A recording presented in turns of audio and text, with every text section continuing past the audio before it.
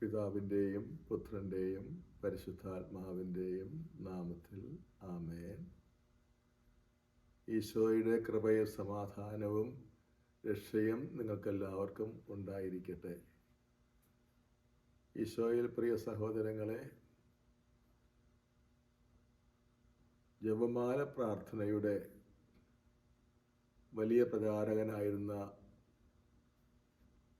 ലയോ 13 പാപ്പ ജപമാലയെ വിശേഷിപ്പിക്കുന്നത് ഈ കാലഘട്ടത്തിലെ ദുഷ്ടതകൾക്ക് എതിരെ യുദ്ധം ചെയ്യാൻ പറ്റുന്ന ഒരു ദൈവിക ആയുധം എന്നാണ്. ജപമാലയെ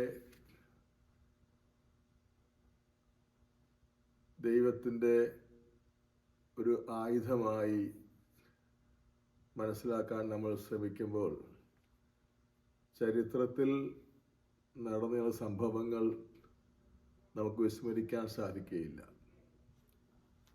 ലെപ്പാൻഡോ യുദ്ധത്തിൽ തുർക്കികൾ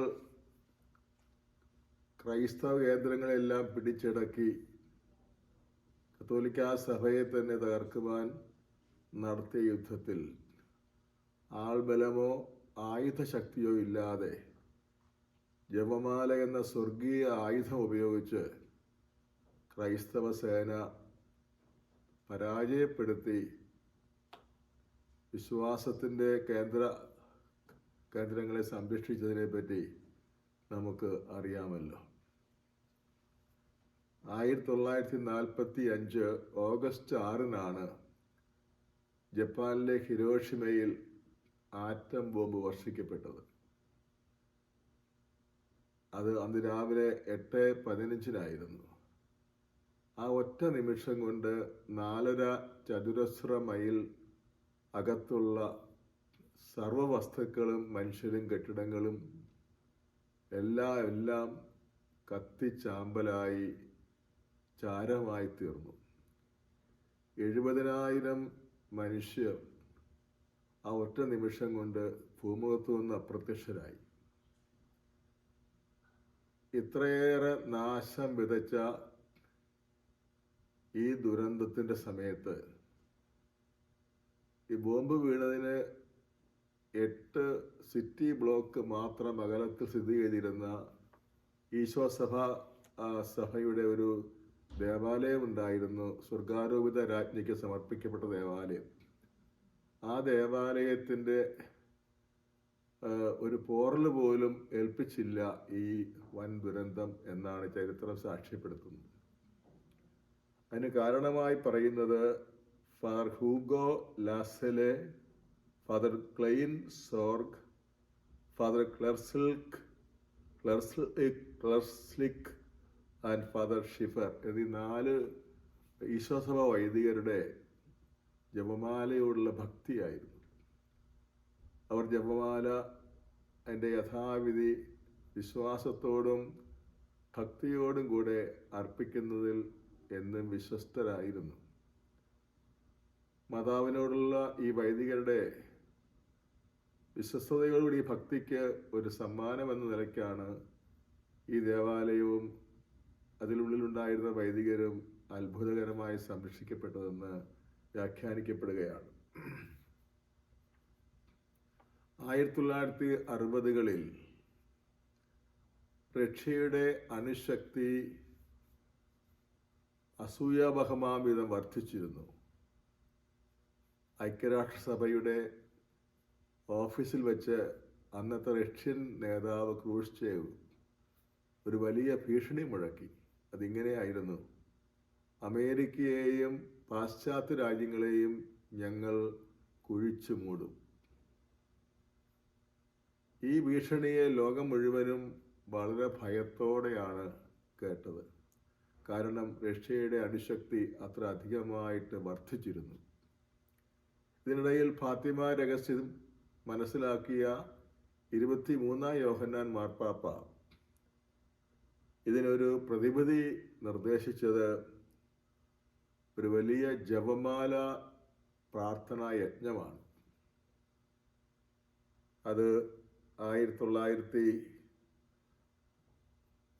1960 ഒക്ടോബർ മാസം 12 ഫാത്തിമയിൽ 10 ലക്ഷം കത്തോലിക്ക വിശ്വാസം ഒരുമിച്ച് ചേർന്ന് ജപമാല അർപ്പിച്ചു.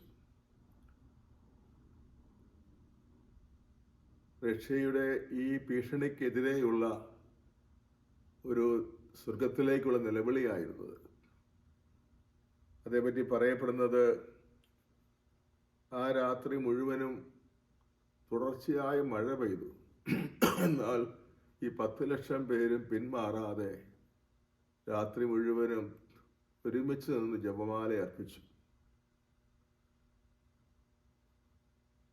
മാർപ്പാപ്പയുടെ ആ ആഹ്വാനത്തോട് അവിടെ കൂടിയ 10 ലക്ഷം പേരെ കൂടാതെ 300 രൂപതകളിലുള്ള വിശ്വാസികളും ആത്മനാ പങ്കുചേർന്നു.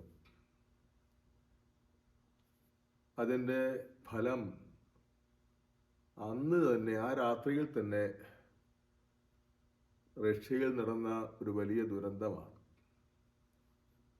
റഷ്യ പുതുതായി വികസിപ്പിച്ചെടുത്ത ഒരു ദീർഘദൂര ആറ്റം ബോംബ് മിസൈൽ പരീക്ഷണ വേളയിൽ അപ്രതീക്ഷിതമായി പൊട്ടിത്തെറിച്ചു. അതുവഴിയായി റഷ്യൻ പട്ടാള മേധാവികളും ശാസ്ത്രജ്ഞരും അടങ്ങുന്ന 300ഓളം പേർ തൽക്ഷണം മൃതിയടഞ്ഞു. അതോടെ റഷ്യയുടെ അണുവായുധ ശക്തി 20 വർഷത്തേക്ക് പിന്നിലേക്കായിപ്പോയി എന്നാണ് പറയുന്നത്. വീണ്ടും 1984 ആയപ്പോൾ റഷ്യ വീണ്ടും അണുശക്തിയിൽ 1-ാം സ്ഥാനത്തെത്തി. ഇത് മനസ്സിലാക്കിയ ജോൺ പോൾ II പാപ്പ ലോകസമാധാനത്തിനായി ഒരു ജപമാല പ്രാർത്ഥനാ യജ്ഞം, അത് ലോകം മുഴുവനിലുള്ള വിശ്വാസികളെ ഉൾപ്പെടുത്തിക്കൊണ്ടാണ്, അതും ഫാത്തിമയിൽ വെച്ചാണ് നടത്തിയത്. ബ്ലൂ ആർമിയുടെയും മറ്റു മരിയൻ സഖ്യങ്ങളുടെയും അസാധാരണമായ സഹകരണം ഈ പ്രാർത്ഥനാ യജ്ഞത്തിനുണ്ടായി. 1984 മെയ് മാസം 13 ഫാത്തിമ കണ്ടിട്ടുള്ളത് വെച്ച് ഏറ്റവും വലിയ ഒരു ജനക്കൂട്ടം ജപമാല കയ്യിലേന്തി പ്രാർത്ഥിക്കുവാൻ ഒത്തുചേർന്നു. ആ രാത്രിയിലും റഷ്യയിൽ അപ്രതീക്ഷിതമായ ഒരു എക്സ്പ്ലോഷൻ ഉണ്ടായി. സെവർമോർസ്ക് നേവൽ ബേസിൽ റഷ്യയുടെ നോർത്തേൺ ഫ്ലീറ്റിന് വേണ്ടി ശേഖരിക്കപ്പെട്ടിരുന്ന 2 മിസൈലുകളും കത്തി നശിച്ചു. മിസൈലുകൾ സംരക്ഷിച്ചു സൂക്ഷിക്കുന്ന പ്രവർത്തനങ്ങൾ നടത്തിയിരുന്ന ഫാക്ടറിയും നാമാവശേഷമായി. മിസൈൽ വിദഗ്ധരായ 100 കണക്കിന് ശാസ്ത്രജ്ഞന്മാർ കൊല്ലപ്പെട്ടു. ഇതിനെല്ലാം മാസ്റ്റർ മൈൻഡ് എന്നറിയപ്പെട്ടിരുന്ന സോവിയറ്റ് ഡിഫൻസ് മിനിസ്റ്റർ അജ്ഞാതമായ കാരണങ്ങളാൽ പെട്ടെന്ന് രോഗാധീനനായി ആ വർഷം തന്നെ മരണമടഞ്ഞു. 2-ാം ലോകമഹായുദ്ധത്തിന് ശേഷം ലോകത്ത് നടന്ന ഏറ്റവും വലിയ മിസൈൽ ദുരന്തം എന്നാണ് പാശ്ചാത്യ മിലിറ്ററി എക്സ്പേർട്സ് ഈ സംഭവത്തെ വിശേഷിപ്പിക്കുന്നത്. 1958 ആയപ്പോഴേക്കും വീണ്ടും റഷ്യ ഒരു ഭീഷണിയായി തീർന്നു. കൂടുതൽ ആ മെയ് മാസം 12 ജപമാല അർപ്പിക്കുവാനുള്ള വീണ്ടും ഒരാഹ്വാനം സഭയിൽ ഉയർന്നു വന്നു. അതൊരു മെയ് മാസം 12 ആയിരുന്ന പ്രാർത്ഥന. 10,000 വിശ്വാസികൾ ഒരുമിച്ച് ചേർന്ന് റഷ്യയുടെ മാനസാന്തരത്തിന് വേണ്ടി പ്രാർത്ഥിക്കുകയാണ്. ആ സമയത്ത് തന്നെ SS-24 ലോങ് റേഞ്ച് മിസൈൽസിന് റോക്കറ്റ് മോട്ടോർ നിർമ്മിക്കുന്ന റഷ്യയിലെ ഏക ഫാക്ടറി കത്തി നശിച്ചു. ഒരു SS-24 long range missile 10 nuclear bomb വീതം വഹിക്കാൻ ശക്തിയുള്ളതായിരുന്നു. ഈ സംഭവങ്ങളെ നമ്മൾ വിലയിരുത്തേണ്ടത് 1917 പരിശുദ്ധ മാതാവ് ഫാത്തിമയിൽ നൽകിയ സന്ദേശവുമായിട്ട് ബന്ധപ്പെടുത്തിയാണ്. അന്ന് മാതാവ് പ്രത്യക്ഷപ്പെട്ടത് 6 പ്രാവശ്യമാണ്. 5 തവണയും ആവർത്തിച്ച് പറഞ്ഞത് ലോക സമാധാനം കൈവരിക്കാൻ വേണ്ടി രക്ഷകയുടെ മാനസാന്തരത്തിന് വേണ്ടി പ്രാർത്ഥിക്കണം. രക്ഷയുടെ മാനസാന്തരത്തിന് വേണ്ടി പ്രാർത്ഥിക്കാത്തിടത്തോളം കാലം ലോകത്ത് സമാധാനം ഉണ്ടാവുകയില്ലെന്ന് മാത്രമല്ല, അനേക രാജ്യങ്ങൾ തന്നെ ഇല്ലാതാകും എന്ന് മാതാവ് മുന്നറിയിപ്പ് നൽകുകയുണ്ടായി.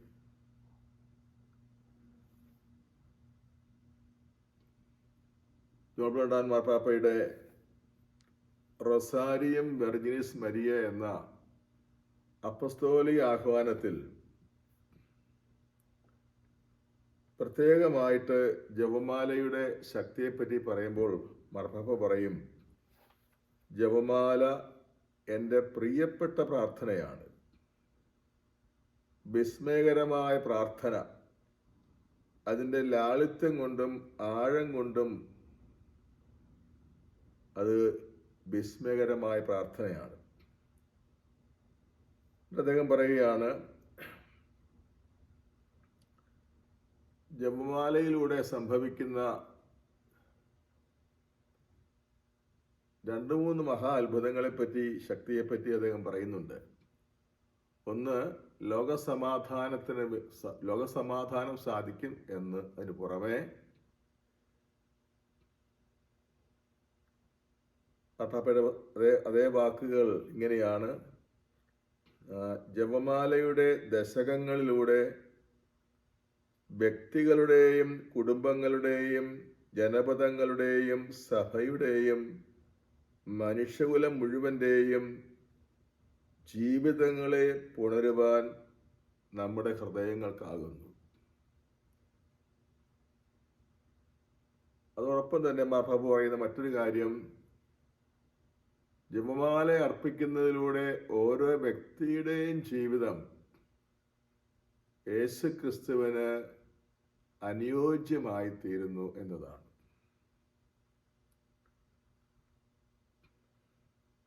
ജപമാലയുടെ ശക്തിയെപ്പറ്റി പറയുമ്പോൾ എൻ്റെ ഒരു അനുഭവം കൂടെ ഞാൻ പറയുവാൻ ആഗ്രഹിക്കുകയാണ്.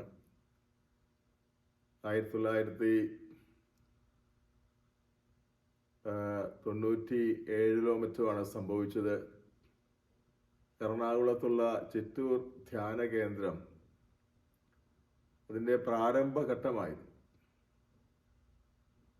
അന്ന് ആ സ്ഥാപനത്തിന് അതിരുകളോ ഭിത്തികളോ ഒന്നുമില്ലായിരുന്നു. ഇപ്പോൾ പരിശുദ്ധാത്മാവ് പ്രേരിപ്പിച്ചതനുസരിച്ച് ഞങ്ങൾ അതിരാവിലെ എഴുന്നേറ്റ് ധ്യാനകേന്ദ്രത്തിൻ്റെ അതിർത്തികളിലൂടെ അവിടെയുള്ള എല്ലാ പ്രേക്ഷിതരും ഒരുമിച്ച് ചേർന്ന് ഒരു സമ്പൂർണ്ണ ജപമാല ചൊല്ലി പ്രാർത്ഥിക്കുമായിരുന്നു. അതിരുകളിലൂടെ മാത്രമല്ല, ആ ക്യാമ്പസിലുള്ള എല്ലാ മുക്കിലും മൂലയിലും ജപമാല അർപ്പിച്ചുകൊണ്ട് ഞങ്ങൾ നടന്നു നീങ്ങുമായിരുന്നു.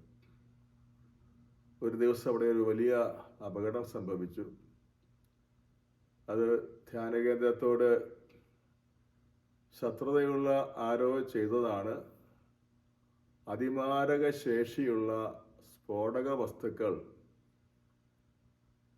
അതിനകത്ത് കൊണ്ടുവന്ന് എല്ലാവരും പ്രാർത്ഥിക്കാനായി ഒരുമിച്ച് കൂടിയ സമയത്ത് ധ്യാനകേന്ദ്രത്തിൻ്റെ മറുഭാഗത്ത് ഈ എക്സ്പ്ലോസീവ് തീ കൊടുത്തു. അത് അന്ന് കുക്കിംഗ് ഗ്യാസിന് വേണ്ടി 18 വലിയ സിലിണ്ടർ നിറച്ചു കൊണ്ടുവന്ന ദിവസമായിരുന്നു. ആ സിലിണ്ടർ വെച്ചിരിക്കുന്ന ഒരു അടച്ചുറപ്പുള്ള ഷെഡിനെ ലക്ഷ്യം വെച്ചായിരുന്നു എക്സ്പ്ലോസീവ്സ് കത്തിച്ചത്. അത്ഭുതം തന്നെയായിരുന്നു സംഭവിച്ചത്. ആ ഷെഡിനോട് ചേർത്ത് വെച്ചതെല്ലാം ചെയ്തെങ്കിലും ആ ഷെഡിലേക്ക് തീ പടർന്നില്ല. അതിന് പകരം മറുവശത്തേക്ക് തീ പടർന്നു. അവിടെ ഉണ്ടായത് 2-3 കെട്ടിടങ്ങൾ മുഴുവനും കത്തിച്ചാമ്പലായി. അടുക്കളയിൽ ഉപയോഗിച്ചിരുന്ന വലിയ ഗേജുള്ള കുക്കിംഗ് ഉപയോഗിക്കുന്ന വലിയ വലിയ പാത്രങ്ങളെല്ലാം കത്തി ഉരുകി മെഴുകുപോലെയായി. ആ 18 ഗ്യാസ് സിലിണ്ടർ നിറഞ്ഞിരുന്ന ആ ഷെഡിന് തീ പിടിക്കുകയായിരുന്നെങ്കിൽ ധ്യാനകേന്ദ്രം മാത്രമല്ല, ആ പ്രദേശങ്ങളിലെ എല്ലാ വീടുകളും കത്തി നശിക്കുമായിരുന്നു. അപ്പോൾ ഇത് സംഭവിച്ചു കഴിഞ്ഞപ്പോൾ ഗവൺമെൻറ് തന്നെ കേസെടുത്ത് അന്വേഷണത്തിനായിട്ട് വന്നു. അപ്പോൾ ഞാൻ അവരോട് കൊടുത്ത മറുപടി ഇങ്ങനെയാണ്: ആർക്കുമെതിരെ കേസെടുക്കേണ്ട ആവശ്യമില്ല. കാരണം പരിശുദ്ധ ദൈവമാതാവ് അവിടെ ഉണ്ടായിരുന്നു. ആ സമയത്ത് മാത്രമല്ല, എന്നും പ്രഭാതത്തിൽ മാതാവിനെ ബഹുമാനിച്ചു ആദരിച്ചും കൊണ്ട് ഞങ്ങളെല്ലാവരും നടത്തിയ ആ എളിയ പ്രാർത്ഥനയെ സ്വർഗം വളരെയേറെ വിലമതിച്ചിരുന്നു. അതുകൊണ്ട് പരിശുദ്ധ മാതാവ് ആ ധ്യാനകേന്ദ്രത്തെ എല്ലായിടത്തും സന്നിഹിതയാണ്. ഈ മഹാദുരന്തം വന്നപ്പോൾ ആ ഷെഡിന് തൊട്ടടുത്ത് പരിശുദ്ധ മാതാവ് കരം പിടിച്ചിങ്ങനെ നിന്നുകൊണ്ട് ആ തീയെ ആട്ടിപ്പായിക്കുന്ന ഒരു ദർശനവും ലഭിക്കുകയുണ്ടായി. പ്രിയപ്പെട്ടവരെ, ജപമാല നമ്മൾ വിചാരിക്കുന്നതിലേറെ അത്ഭുത ശക്തിയുള്ള ഒരു ആധ്യാത്മിക അനുഷ്ഠാനമാണ്. അത് ഉൾക്കൊണ്ടുകൊണ്ട് നാം ജപമാല അർപ്പിക്കുന്നത് വഴിയാണ് നമുക്ക് എല്ലാവർക്കും ഇത് അനുഭവിക്കാൻ സാധിക്കുന്നത്. ജോൺ ബോണ്ടാൻ മാർപ്പാപ്പയുടെ റൊസാരിയും വെർജിനിസ് മരിയൻ തിരുവെഴുത്ത് തുടങ്ങുമ്പോൾ തന്നെ പറയുന്നുണ്ട്, ഇത് വിശുദ്ധിയുടെ വിളവെടുപ്പ് നടത്തുന്ന ഒന്നാണ്. അശുദ്ധി ആണിന്ന് ലോകത്തെ ഏറ്റവും കാർന്ന് പിടിച്ചിരിക്കുന്ന ക്യാൻസർ. ജോൺ ബോബ് പാപ്പ പറഞ്ഞ വാക്ക് വളരെ ശ്രദ്ധേയമാണ്: വിശുദ്ധിയുടെ വിളവെടുപ്പിനുള്ളതാണ് ജപമാല.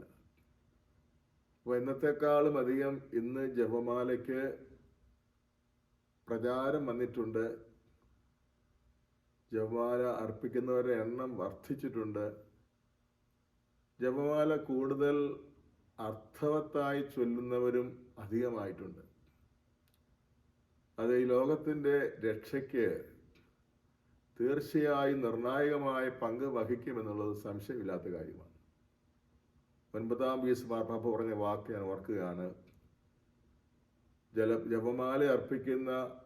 ജപമാല വിശ്വസ്തയോടെ അർപ്പിക്കുന്ന 10 ലക്ഷം പേരുണ്ടെങ്കിൽ, എൻ്റെ കൂടെ ഉണ്ടെങ്കിൽ, ഞാൻ ഈ ലോകത്തെ മുഴുവനായും ദൈവത്തിനായി നേടിയെടുക്കും.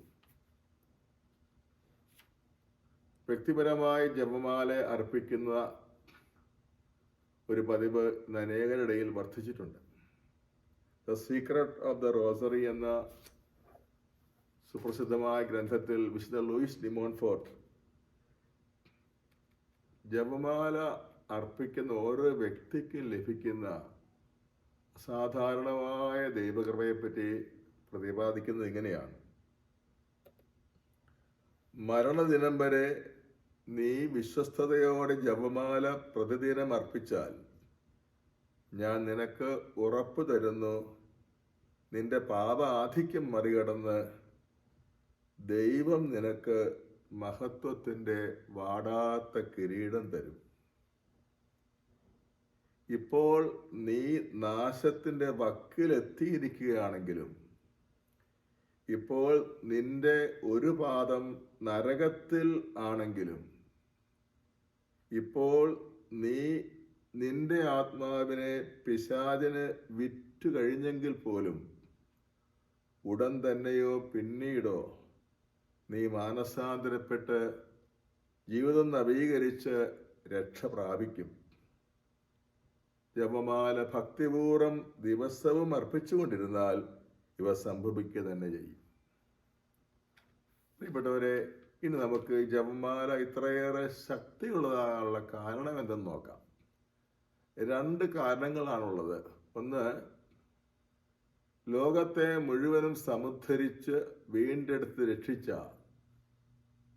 യേശു ക്രിസ്തുവിൻ്റെ രക്ഷാകര സംഭവങ്ങളുടെ ധ്യാനാത്മക പ്രാർത്ഥനയാണ് ജപമാല. ദൈവപുത്രന്റെ മനുഷ്യാവതാരവും ജീവിതവും പ്രവർത്തനങ്ങളും സഹനവും മരണവും ഉത്ഥാനവും സ്വർഗാരോഹണവും ലോകത്തെ പൂർണ്ണമായി രക്ഷിച്ചു. ആ സംഭവങ്ങൾ ഒരു കാലഘട്ടത്തിൽ അവസാനിച്ചു പോയതല്ല. യേശു നിത്യനായ വ്യക്തിയായതുകൊണ്ട് അവിടുത്തെ എല്ലാ പ്രവൃത്തികളും ശാശ്വതമായി നിലനിൽക്കുന്നവയാണ്. അതുകൊണ്ട് ആ സംഭവങ്ങൾ ധ്യാനിച്ച് പ്രാർത്ഥിക്കുമ്പോൾ നമുക്ക് അവയുടെ രക്ഷാകര ശക്തി ലഭിക്കും. അതേപ്പറ്റി റൊസാരിയം വെർജിനിസ് മരിയെ എന്ന തിരുവെഴുത്തിൽ വിശുദ്ധ ജോൺ പോൾ പാപ്പ പഠിപ്പിക്കുന്നത് ഇങ്ങനെയാണ്. ഖണ്ഡിക 11: വിശ്വാസികൾക്ക് മുന്നിൽ മറിയം തൻ്റെ പുത്രൻ്റെ രക്ഷാകര രഹസ്യങ്ങൾ നിസ്തന്തരമായി അനാവരണം ചെയ്യുന്നു. അവയുടെ ധ്യാനത്തിലൂടെ രക്ഷാകര ശക്തി ഓരോരുത്തർക്കും തുറന്നു കിട്ടുന്നു. ഇപ്പൊ യേശുവിൻ്റെ മനുഷ്യാവതാരവും ജീവിതവും സഹനവും മരണവും ഉത്ഥാനവും സ്വർഗാരോഹണവും അവസാനം പരിശുദ്ധാത്മാവിനെ ഭക്ഷിച്ചതുമായ ആ രക്ഷാകര സംഭവങ്ങൾ ധ്യാനാത്മകമായി അയവിറക്കിക്കൊണ്ടാണ് ജപമാല അർപ്പിക്കുന്നത് എന്നതാണ് ജപമാലയുടെ ശക്തിയുടെ മുഖ്യ കാരണം.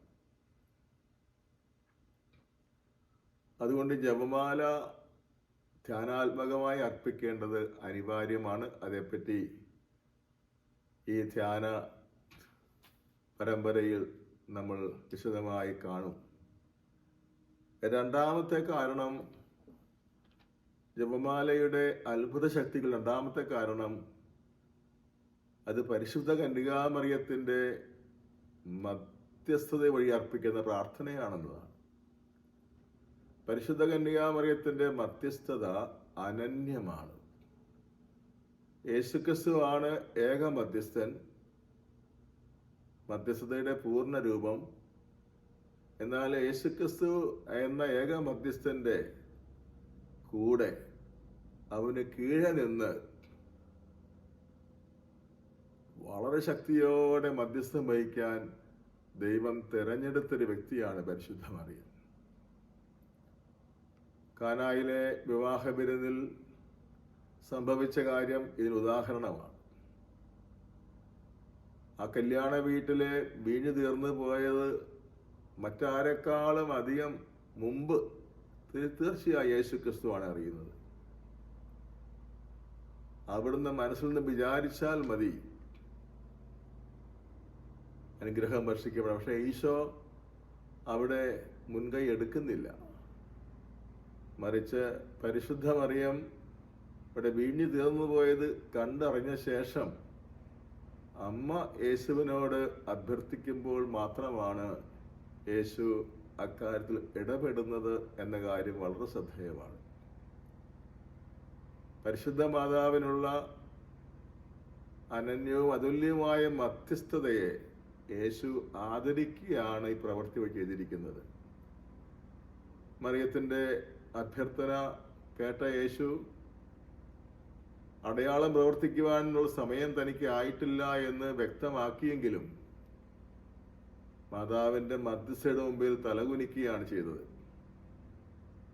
ഉടൻ തന്നെ ഈശോ തൻ്റെ ഒറിജിനൽ പ്ലാൻ മാറ്റി അവിടെ വച്ച് തന്നെ ആദ്യത്തെ അടയാളം പ്രവർത്തിക്കുകയും ചെയ്തു. മാതാവിൻ്റെ മധ്യസ്ഥതയെ പറ്റി വിശുദ്ധ ജോൺ പോൾ രണ്ടാമൻ മാർപ്പാപ്പ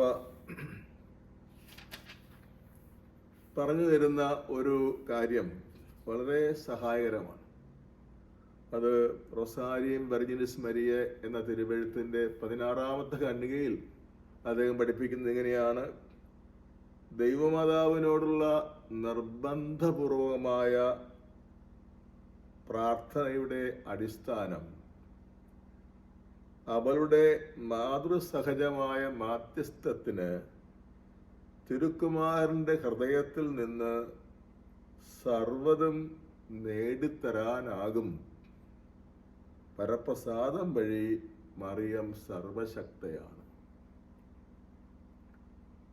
ഈ അപ്പസ്തോലിക ആഹ്വാനം ഔദ്യോഗികമായ പ്രബോധനമായതുകൊണ്ട് ഇത് ഇതേപടി നമുക്ക് സ്വീകരിക്കണം.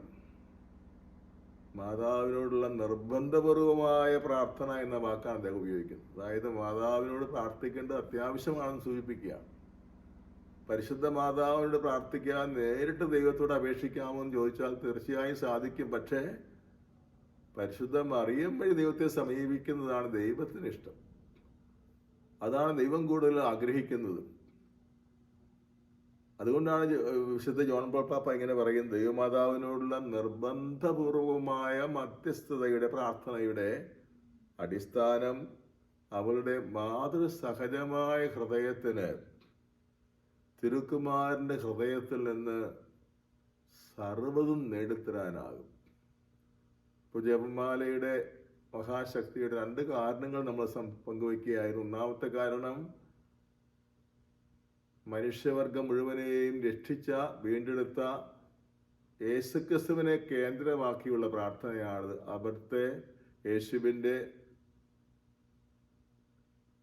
രക്ഷാകര സംഭവങ്ങളെ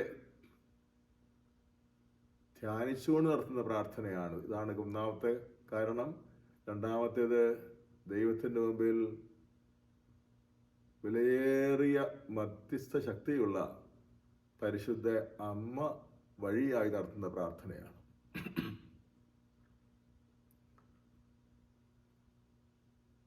ജപമാലയുടെ ശക്തിയെപ്പറ്റിയും അതിൻ്റെ കാരണങ്ങളെപ്പറ്റിയുമെല്ലാം നമ്മൾ ധ്യാനിക്കുകയായിരുന്നു.